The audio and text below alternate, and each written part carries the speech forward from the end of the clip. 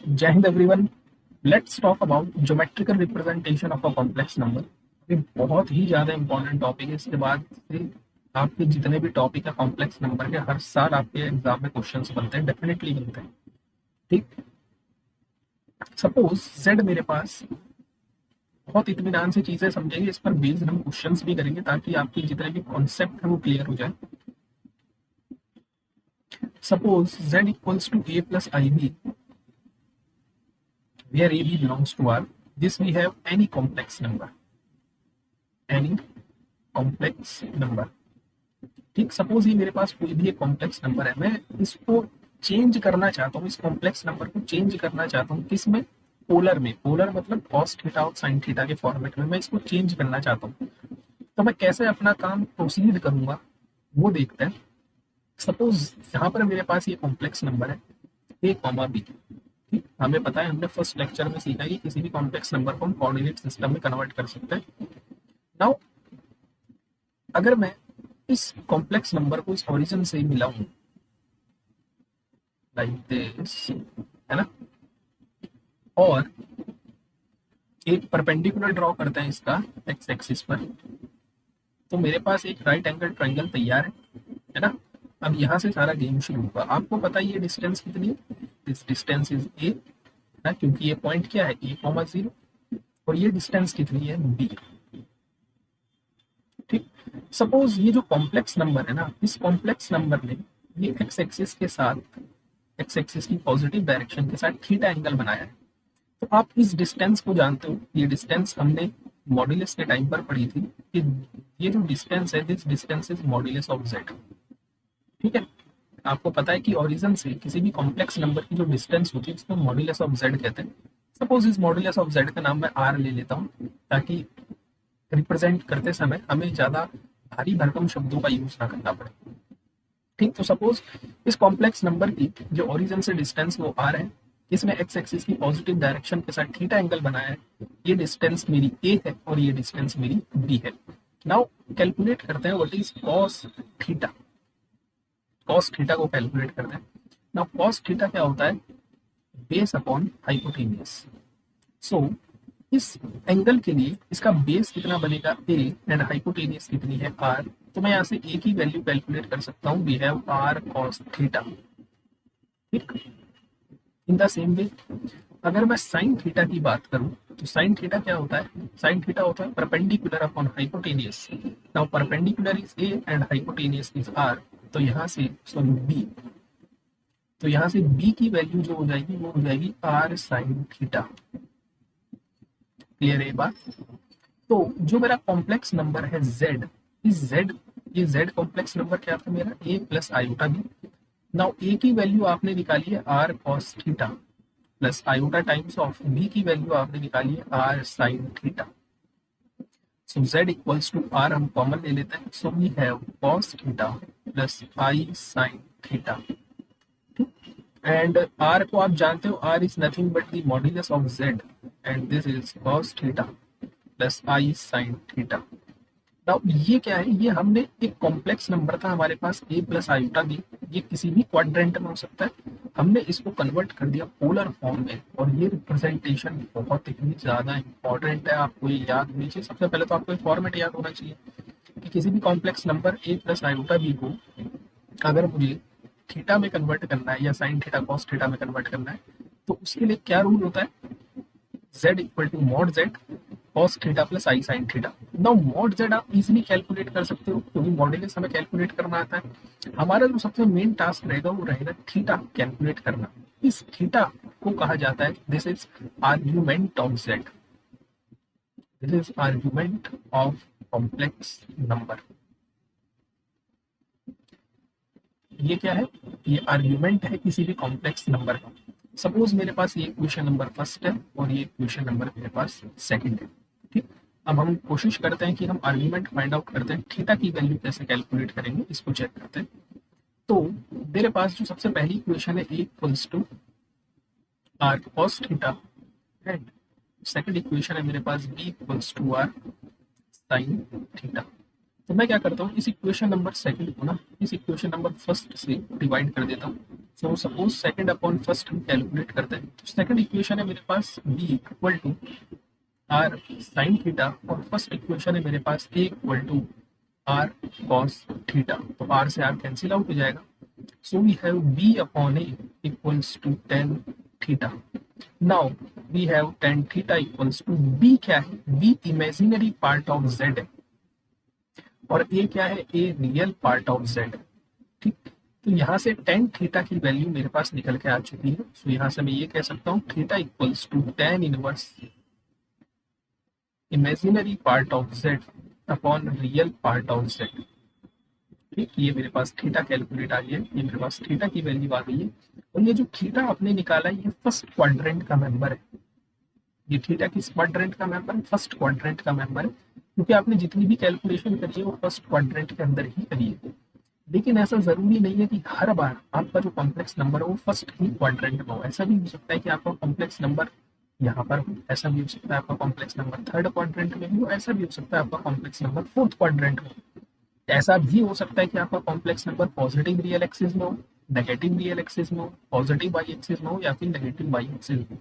That means ये जो theta है ये अपनी वैल्यू लगातार चेंज करता रहेगा। वो डिपेंड करेगा कि आपका कॉम्प्लेक्स नंबर किस क्वाड्रेंट का मेंबर है। तो अब हम बात करते हैं कि हम कॉम्प्लेक्स नंबर अगर क्वाड्रेंट में है, हमें चमक रहा है कि वो किस क्वाड्रेंट में, तो उसके लिए हम थीटा कैसे कैसे कैलकुलेट करेंगे। तो उसके लिए मैं आपको शॉर्टकट बता देता हूँ, और आपको वही याद रखना है, वो आपका साथ कभी नहीं छोड़ेगा। ठीक है, तो सबसे पहले शुरुआत करते हैं कि सपोज आपका जो कॉम्प्लेक्स नंबर है वो हमारा एक्स एक्सिस की पॉजिटिव डायरेक्शन में है, यहाँ पर है। ठीक है, सपोज जो आपका कॉम्प्लेक्स नंबर है वो यहाँ पर है। ठीक, अभी क्वेश्चन भी करेंगे इन पर बेस, आप टेंशन मत लो। तो इस एक्स एक्सिस की पॉजिटिव डायरेक्शन में जो आर्ग्यूमेंट होता है, this argument of theta equals to 0, पहली बात। ठीक, अगर आपका कॉम्प्लेक्स नंबर एक्स एक्सिस की नेगेटिव डायरेक्शन में आ गया, तो यहाँ पर जो आपका आर्ग्यूमेंट होगा, argument of theta equals to pi, ये आपको याद रखना है। ठीक, सपोज आपका कॉम्प्लेक्स नंबर वाई एक्सिस की पॉजिटिव डायरेक्शन में आ गया, तो इस पॉइंट पर जो आपका आर्ग्यूमेंट ऑफ थीटा होगा, this is equals to pi by 2, and negative direction में आपका आर्ग्यूमेंट होगा माइनस पाई बाय 2। ये चार्ट आपको याद होना चाहिए।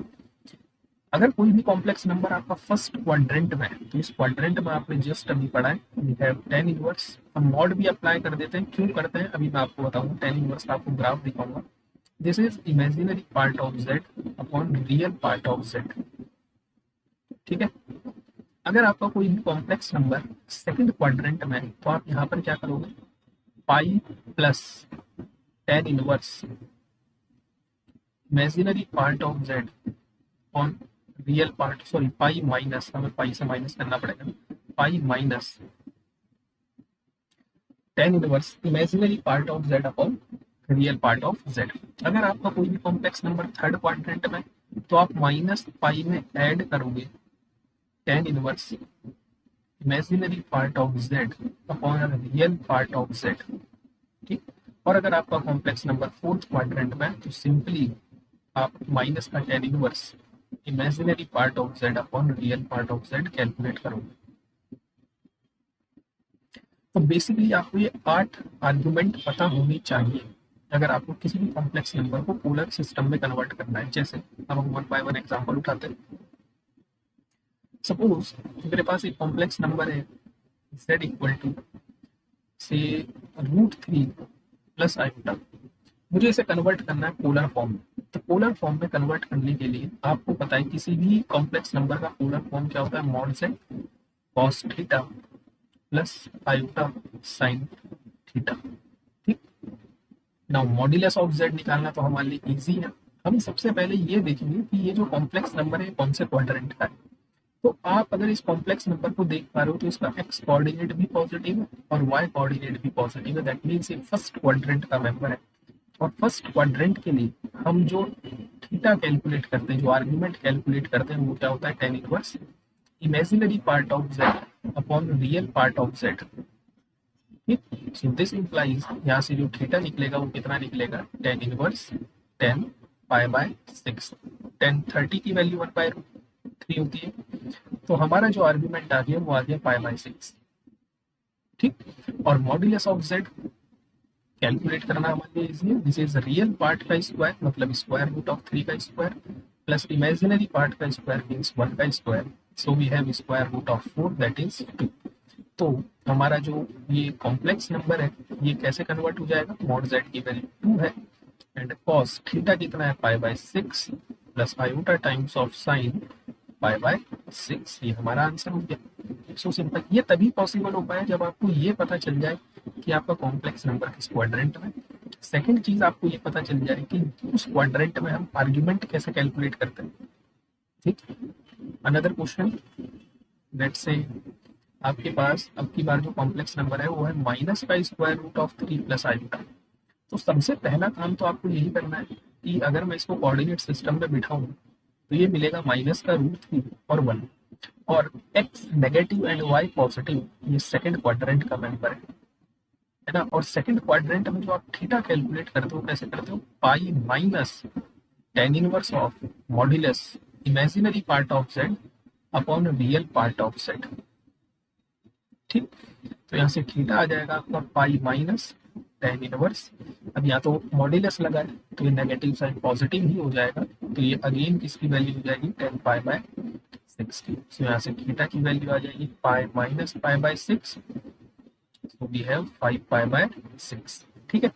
नाउ मॉड्यूलस ऑफ जेड तो सेम ही आएगा 2, तो आपका जो कॉम्प्लेक्स नंबर है कैसे कन्वर्ट हो जाएगा, 2 cos 5 pi by 6 plus iota times of sign 5 pi by 6। Clear है ये बात।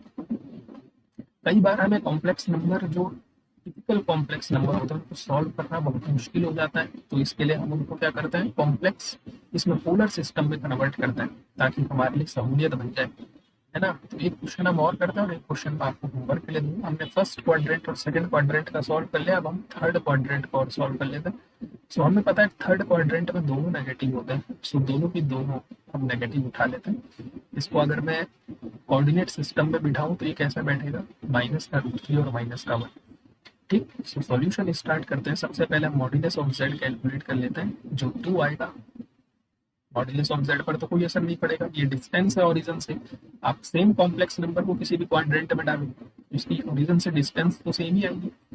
नाउ थीटा, थीटा जो होगा ये क्या होगा, थर्ड क्वाड्रेंट में माइनस का pi plus ten inverse modulus of -1 upon minus का स्क्वायर रूट ऑफ। ठीक। So this we have theta equals to minus pi plus again हमारे पास मिलेगा पाई बाय 6, तो ये मिलेगा माइनस का 5 पाई बाय 6। तो जो कॉम्प्लेक्स नंबर आपका बनेगा वो बनेगा 2 टाइम्स ऑफ कॉस माइनस का 5 pi by 6 plus iota times of sign minus का 5 पाई बाय 6। नाउ आप एक चीज जानते हो, कॉस फंक्शन एक इवन फंक्शन है, तो मैं इसको ऐसे भी लिख सकता हूँ कॉस 5 पाई बाय 6, है ना, माइनस साइन गायब हो जाएगा। और साइन ऑड फंक्शन है, तो ऑड फंक्शन में क्या होता है, साइन बाहर आ जाता है। So we have 5 pi by 6। ठीक। तो इस टाइप से आप किसी भी कॉम्प्लेक्स नंबर को कन्वर्ट कर सकते हो किसमें, पोलर सिस्टम में। एक हम शानदार सा क्वेश्चन करते हैं, मजा आएगा आपको सॉल्व करने में। देन इसके बाद हम जो लेक्चर बनाएंगे उसमें हम केवल और केवल इसी पर बेस्ड क्वेश्चन के ऊपर डील करेंगे। ठीक है। तो क्वेश्चन हम ये लिखते हैं कि सपोज आपको एक कॉम्प्लेक्स नंबर गिवन है z equals to sine pi by 5 plus iota times of 1 minus cos pi by 5। आपको इस कॉम्प्लेक्स नंबर का ना एम्पलीट्यूड कैलकुलेट करना है। आप इसका एम्पलीट्यूड बोलो या फिर आप इसका, आपको इसका क्या क्या कैलकुलेट करना है, दो चीजें कैलकुलेट करनी है, एक तो what is modulus of Z और एक इसका आपको थीटा कैलकुलेट करना है क्या आएगा। ठीक है, दो चीज आपको इसकी कैलकुलेट करनी है। तो वो कैसे प्रोसीड करें इस क्वेश्चन को, हमें पता है ये क्वेश्चन हमें पोलर सिस्टम में दे रखा है और पोलर में हम मॉड जेड और थीटा एक ही शर्त पर निकाल सकते हैं जब इस कॉम्प्लेक्स नंबर को सही फॉर्मेट में लिखेंगे। और सही फॉर्मेट कुछ इस टाइप का होता है, कॉस थीटा प्लस आई साइन थीटा। है ना। तो यहाँ से जो थीटा होगा ये मेरा एम्पलीट्यूड बन जाएगा और ये मेरा मॉड्यूलस बन जाएगा। तो सबसे पहला काम हम क्या कर सकते हैं, यहाँ पर हम ये काम कर सकते हैं, we have sine pi by 5 plus iota. सबसे पहला काम मैं यहाँ से 1 को एलिमिनेट कर सकता हूँ, और 1 को एलिमिनेट करने के लिए मुझे कॉस का एक फॉर्मूला अप्लाई करना पड़ेगा। कॉस 2 थीटा का फॉर्मूला क्या होता है, 1 minus 2 sine square theta, 2 sine square theta. Now theta की जगह पर पाई बाय 5 है, तो ये कुछ ऐसा लिखेगा, cos 2 pi by 5 equals to 1 minus 2 sine square pi by 5। ठीक, तो कॉस 2 यहाँ पर, अब आप एक चीज ध्यान से देखो, यहाँ पर 2 नहीं है ना, इस पोजीशन पर 2 नहीं है। इसका मतलब मैं अगर यहाँ से 2 को एलिमिनेट करूंगा, देखो 2 को एलिमिनेट करने का मतलब है इस वाले एंगल को आधा करना। यहाँ पर 2 से मल्टीप्लाई है, अगर मुझे यहाँ से 2 को एलिमिनेट करना है तो मैं क्या काम कर रहा हूँ, इस एंगल को आधा कर रहा हूँ। ये आपके पास एंगल था, इसको हाफ कर रहा हूँ। तो अगर इसको हाफ किया है तो मुझे आगे भी जितने एंगल्स हैं उन सबको हाफ करना पड़ेगा। तो यहाँ पर भी कितना हो जाएगा, 5 इंटू 2।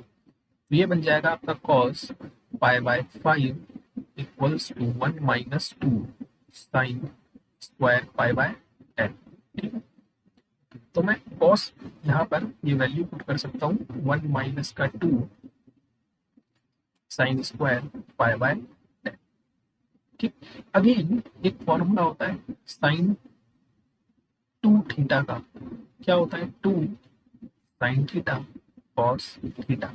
अब मुझे पाई बाय 5 चाहिए, तो मैं थीटा की जगह पर क्या पुट करूंगा, pi by 5 equals to 2 times of sine pi by 5, और यहाँ पर भी cos pi by 5। Now again मुझे यहाँ पर साइन पाई बाय 5 की वैल्यू चाहिए, तो मुझे यहाँ से 2 को एलिमिनेट करना पड़ेगा। 2 को एलिमिनेट करने का मतलब है मुझे एंगल को आधा बनाना पड़ेगा। तो जहां जहां पर जितने एंगल है मुझे उन सबको क्या करना पड़ेगा, हाफ करना पड़ेगा। तो यहाँ पर भी 10 हो जाएगा और यहाँ पर भी 10 हो जाएगा। तो इन दोनों, एक वैल्यू तो आपने उठा कर रख दी है, अब इस वैल्यू को भी उठा कर यहाँ पर पुट कर देते हैं। तो ये बहुत प्यारा क्वेश्चन है आपके एग्जाम पॉइंट ऑफ व्यू के लिए। तो आपका z जो अब दिखेगा वो कैसा दिखेगा, ये हो जाएगा 2 sine pi by 10 cos pi by 10 और प्लस आयोटा टाइम्स ऑफ, यहाँ पर माइनस साइन से अंदर मल्टीप्लाई करवा देते हैं, तो हमें मिलेगा 2 साइन स्क्वायर पाई बाय 10। ठीक, देखो यहाँ भी 2 साइन पाई बाय 10 है, यहाँ पर भी 2 साइन पाई बाय 10 है, तो हम इसको कॉमन ले लेते हैं। We have 2 sine pi by 10 common आ गया, और यहाँ बच गया मेरे पास cos pi by 10 plus iota times of sine pi by 10। ठीक है, ये बात समझ में आ गई आपको। क्लियरली आपको दिख रहा है कि अब जो ये रिप्रेजेंटेशन आई है निकल कर, ये रिप्रेजेंटेशन सेम वही है जो हमने अभी कॉम्प्लेक्स नंबर की पोलर फॉर्म में कन्वर्ट करके सीखी थी। देखो mod Z cos theta plus आई साइन थीटा, तो यहाँ से मैं ये इम्प्लाई कर सकता हूँ what is modulus of Z is 2 sine pi by 10 and what is theta, theta is pi by 10। ठीक, तो नेक्स्ट लेक्चर में मिलते हैं हम इसके और क्वेश्चंस के साथ। तब तक के लिए जय हिंद जय भारत।